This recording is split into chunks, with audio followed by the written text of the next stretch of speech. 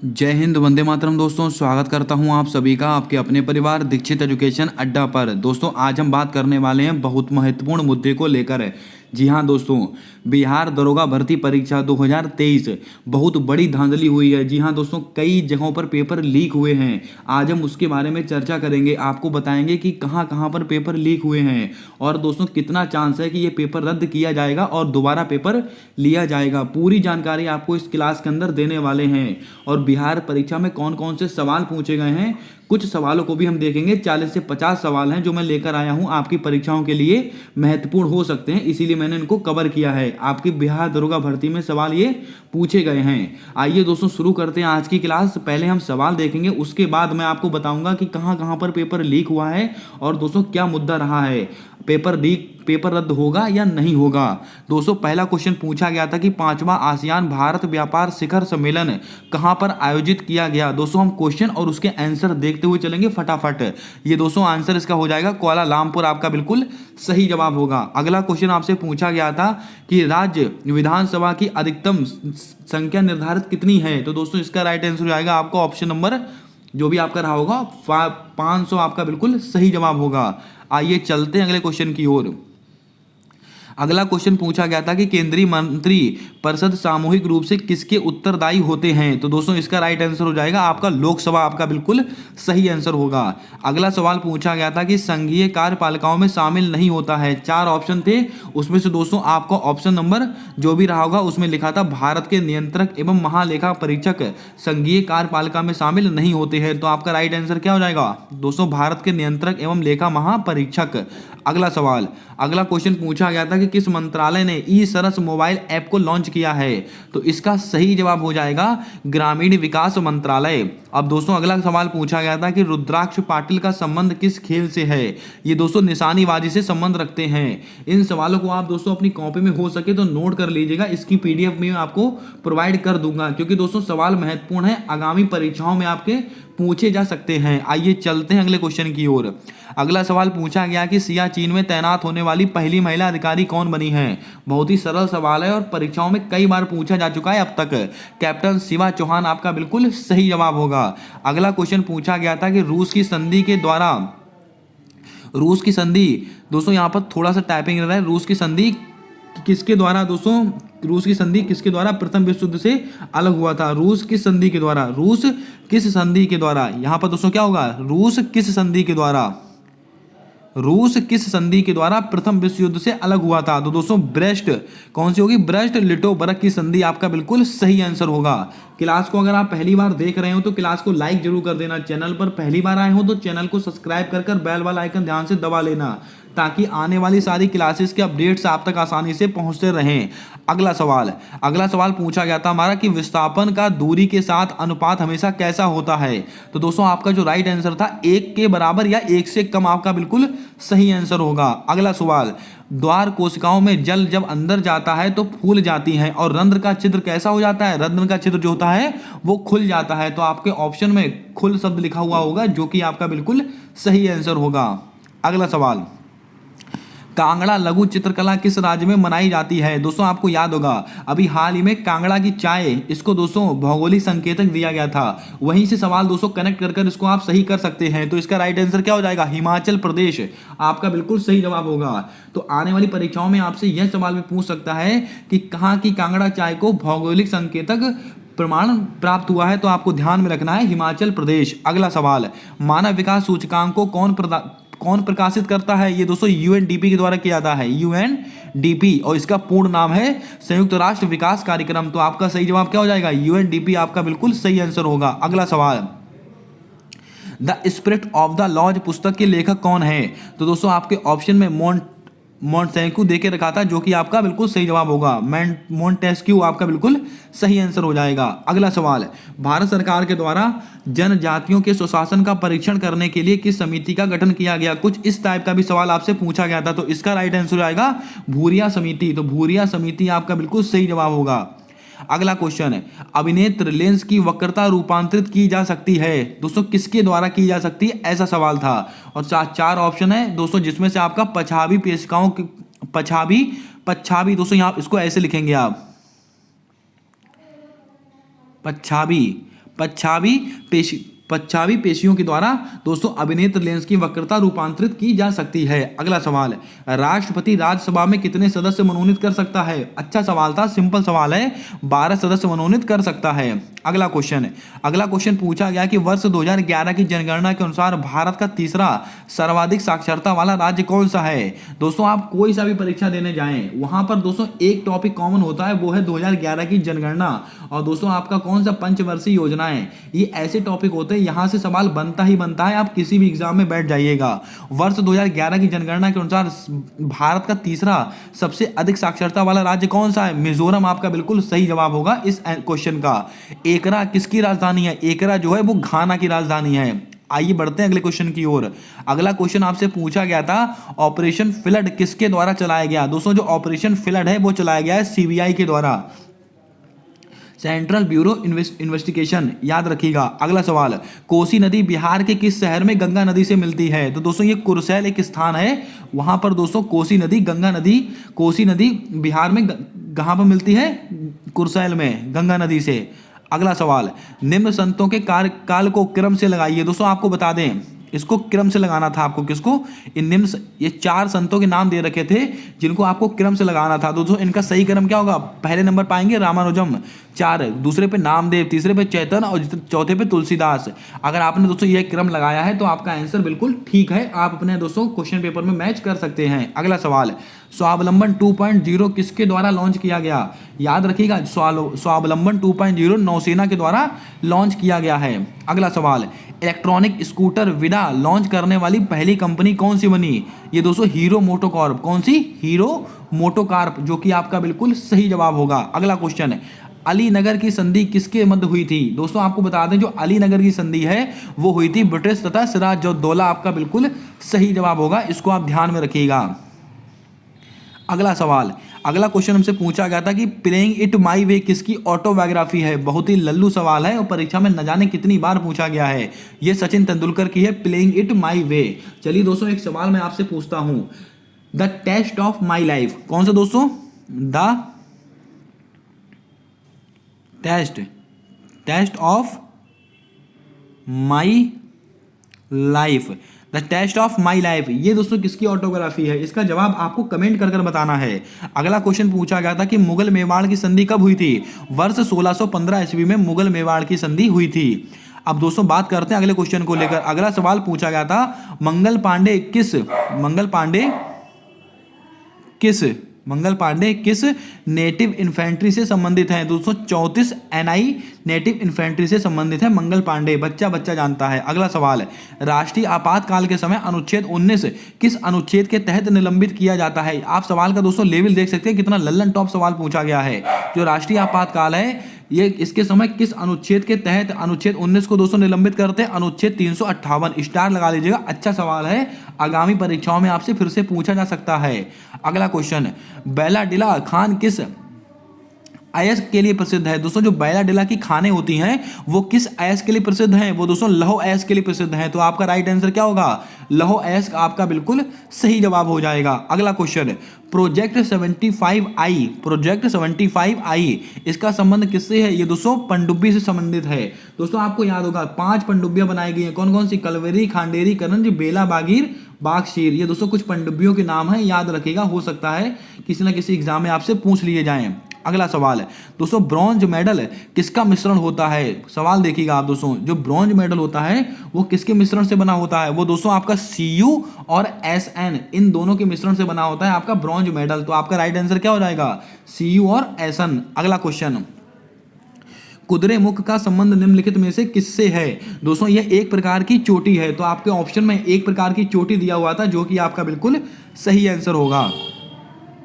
अगला सवाल, भारत का एकमात्र तैरता हुआ राष्ट्रीय उद्यान कौन सा है? बच्चे वाला सवाल है। काबुल लामजाओ नेशनल पार्क है। जल्दी से बताइए, काबुल लामजाओ नेशनल पार्क किस राज्य में स्थित है? इसका जवाब कमेंट में बताना है आपको।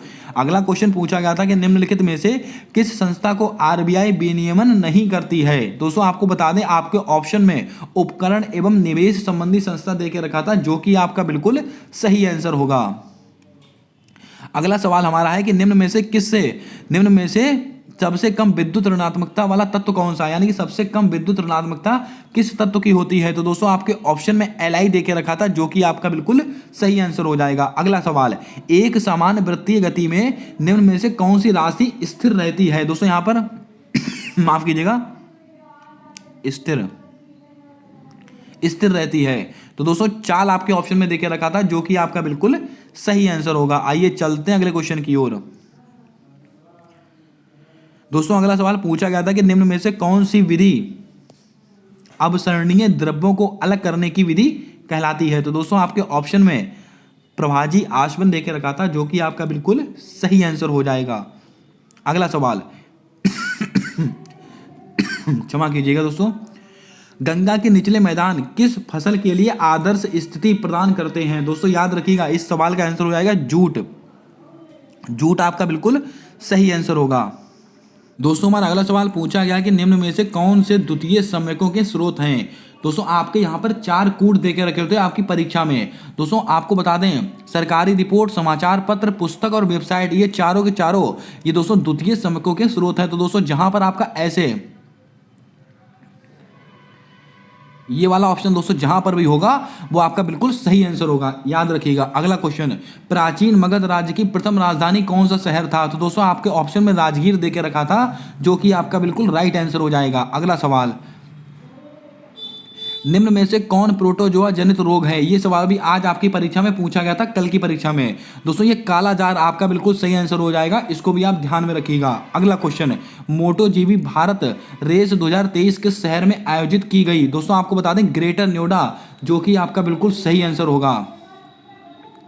वायु में ध्वनि तरंगे विचरण करती हैं। दोस्तों कैसे विचरण करती हैं सवाल पूछा गया था, याद रखिएगा। वायु में जो ध्वनि तरंगे होती हैं केवल अनुदैर्घ्य तरंगों के रूप में विचरण करती हैं। तो आपका राइट आंसर क्या होगा, अनुदैर्घ्य तरंगे के रूप में विचरण करती हैं, ये आपका बिल्कुल सही आंसर होगा। अगला सवाल, भारत का रक्षा मंत्रालय माइक्रोसॉफ्ट ऑपरेटिंग सिस्टम के स्थान पर किस ऑपरेटिंग सिस्टम को लॉन्च करने वाला है। ये सवाल पूछा गया था, अच्छा क्वेश्चन था ये परीक्षा में, और ये माया आपका बिल्कुल सही आंसर होगा।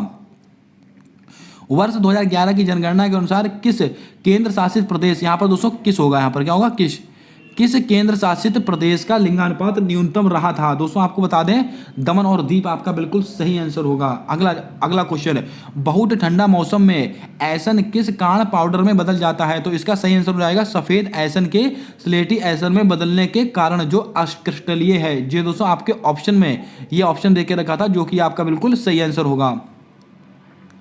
नॉर्वे शतरंज टूर्नामेंट में किस भारतीय खिलाड़ी ने मैग्नस कार्लसन को हराया। दोस्तों याद रखिएगा, इस क्वेश्चन का आंसर होगा डी गुकेश, ना कि आर बाबू प्रज्ञानंद। बहुत बच्चे आर प्रज्ञानंद लगाकर आए होंगे, जिनका आंसर गलत हो गया। दोस्तों याद रखिएगा, वो अलग दोस्तों वो विश्व शतरंज चैंपियनशिप थी, जो कि दोस्तों कहाँ हुई थी दोस्तों, जल्दी से बताएं।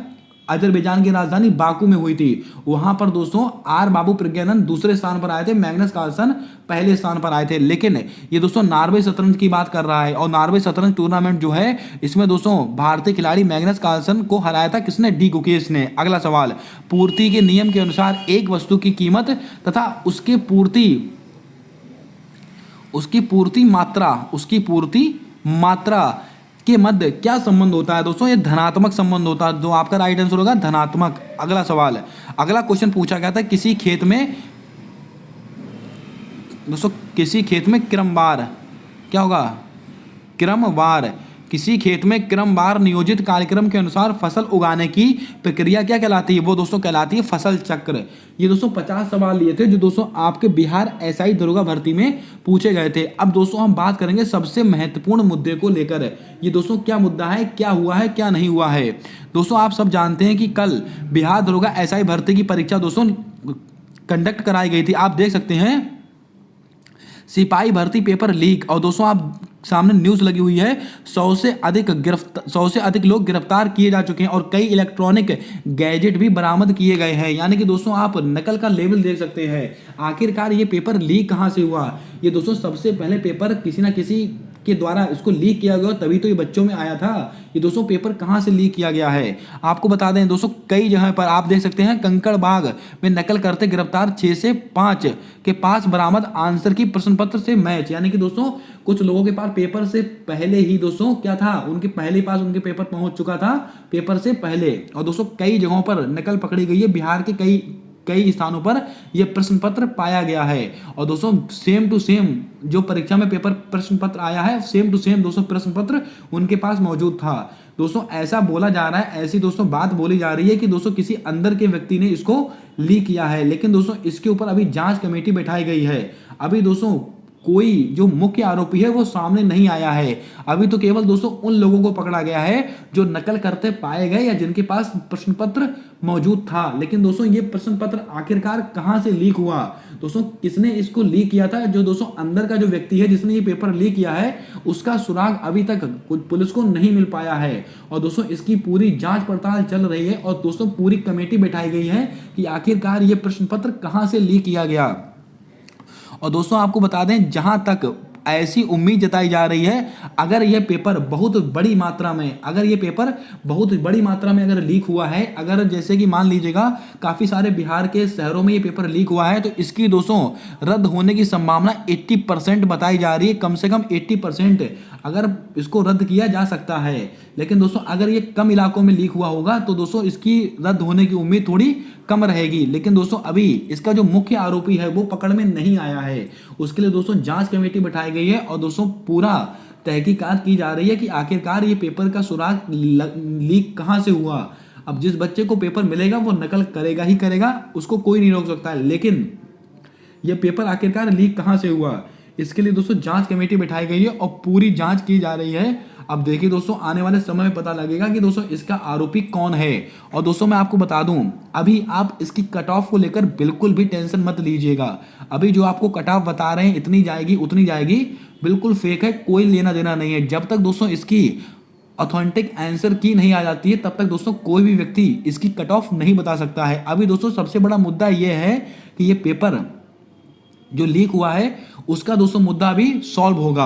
अब आप देख रहे हैं, चाहे वो बिहार में शिक्षक भर्ती परीक्षा हो, चाहे दोस्तों ये पुलिस का पेपर हो, दोस्तों आप देख सकते हैं कितनी बड़ी मात्रा में पेपर लीक की समस्या बनती चली जा रही है। आजकल दोस्तों जो बेरोजगारी है वो अपने चरम पर है, लेकिन दोस्तों ये धांधलेबाजी भी अपने चरम पर है। दोस्तों पेपर प्रश्न पत्र लीक होने में दोस्तों किन बच्चों का नुकसान होता है, जो बच्चे मेहनत करके अपनी पढ़ाई करते हैं, मेहनत करते हैं, उन बच्चों का बहुत नुकसान होता है। अब एक बच्चे ने पूरे साल कोई पढ़ाई नहीं की और एक बच्चे ने सालों साल पढ़ाई की है, लेकिन आप यकीन मानिए जब प्रश्न पत्र ना पढ़ने वाले बच्चे को मिलता है तो उसके ही ज्यादा नंबर आते हैं, वही सिलेक्ट होता है। आप कितनी भी पढ़ाई आपने क्यों ना की हो, आपकी सारी मेहनत वेस्ट हो जाती है। ये दोस्तों केवल एक बच्चे की बात नहीं है, उन लाखों परिवारों की भी बात है जो दोस्तों आस लगाए बैठे हैं कि हमारा बच्चा कब सफल होगा और कब हम एक बेटर लाइफ जी पाएंगे। ये दोस्तों बहुत ही सोचनीय विषय है, बहुत ही माफ किया न जाने वाला अपराध है। इसके दोस्तों जो आरोपी हैं उनको कड़ी से कड़ी सजा होनी चाहिए, क्योंकि दोस्तों दोबारा पेपर लीक होने की बात सामने ना निकल कर आए। अभी दोस्तों इसकी जांच कमेटी बैठेगी। आप ऐसे मान के चलिएगा ये बिहार भर्ती परीक्षा, अगर मैं सीधे शब्दों में कहूं, ये बहुत लंबे समय तक इसको दोस्तों रद्द किया जाने की दोस्तों बात है। अब दोस्तों चुनाव आने वाले हैं, आप सब जानते हैं लोकसभा के चुनाव होंगे, उसमें आचार संहिता वगैरह लग जाएगी तो कुछ नहीं होने वाला है। तो आप सब जानते हैं कि दोस्तों ये मैटर बहुत लंबा खींचने वाला है। ये आप ऐसे मान के चलिएगा इसकी ज्वाइनिंग कहीं जाकर दोस्तों 2024 के बीच में कहीं जाकर हो पाएगी। अभी दोस्तों जांच कमेटी बैठेगी इसका। दोस्तों अगर मान लीजिएगा पेपर रद्द हुआ तो दोस्तों इसका दोबारा से री एग्जाम होगा। अब वो री एग्जाम कब होगा कोई नहीं कह सकता है। अभी दोस्तों देखिएगा आगे जैसी न्यूज़ आएगी वैसा आपको इन्फॉर्मेशन दिया जाएगा। अगर दोस्तों आपको इन्फॉर्मेशन पसंद आई है, क्लास अच्छी लगी हो तो क्लास को लाइक कर देना। चैनल पर पहली बार आए हो तो चैनल को सब्सक्राइब कर बेल वाला आइकन ध्यान से दबा लेना। आप किसी की भी तैयारी कर रहे हो, चाहे आप एसएससी के एग्जाम की तैयारी कर रहे हो, यूपी के किसी एग्जाम की तैयारी कर रहे हो, बिहार के किसी एग्जाम की तैयारी कर रहे हो, जल्दी से चैनल को सब्सक्राइब करके रखिएगा। 100% जो क्लासेस हमारे द्वारा अपलोड की जाती हैं सारी परीक्षाओं के लिए एकदम रामबाण क्लासेस होती हैं। मिलते हैं आने वाली अगली क्लास के अंदर एक नए अपडेट के साथ, एक नई खबर के साथ। तब तक के लिए जय हिंद, जय भारत। दोस्तों अपना सपोर्ट, अपना प्रेम हमारे यूट्यूब चैनल के साथ हमेशा यूं ही बनाकर रखिएगा।